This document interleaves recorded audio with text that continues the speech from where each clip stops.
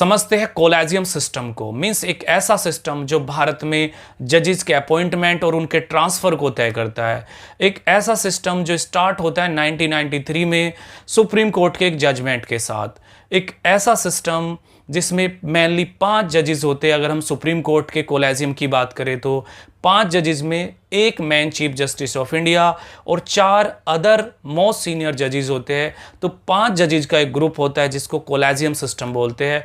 और ये 5 जजेस का सिस्टम एक रिकमेंडेशन लिस्ट भेजता है, एक रिपोर्ट भेजता है प्रेसिडेंट के पास किस बारे में कि नया जज कौन होगा भारत का, या फिर किस हाई कोर्ट में कौन से जज का ट्रांसफ़र होगा।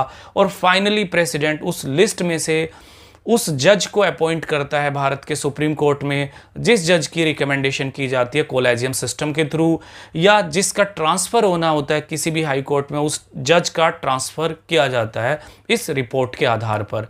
हालांकि ये कोलेजियम सिस्टम ना तो कॉन्स्टिट्यूशन में है और ना ही इसे किसी पार्लियामेंट्री एक्ट से पास किया गया, बल्कि एक सुप्रीम कोर्ट के जजमेंट के साथ ये स्टार्ट हुआ।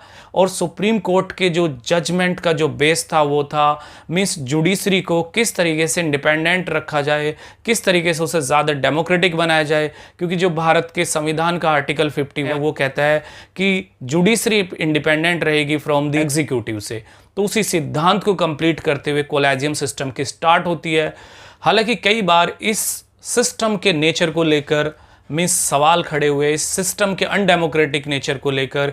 इसलिए इंडियन गवर्नमेंट ने 99th अमेंडमेंट किया कॉन्स्टिट्यूशन में और एक नई बॉडी क्रिएट की थी जिसका नाम था NJAC, national judicial appointment commission. लेकिन बाद में सुप्रीम कोर्ट ने इस NJAC को रिजेक्ट कर दिया इस बात पर क्योंकि जुडिशरी में किसी भी तरीके से एग्जीक्यूटिव या लेजिस्लेटिव का इन्वॉल्वमेंट नहीं हो सकता, क्योंकि आर्टिकल 50 कहता है means judiciary will be independent from executive.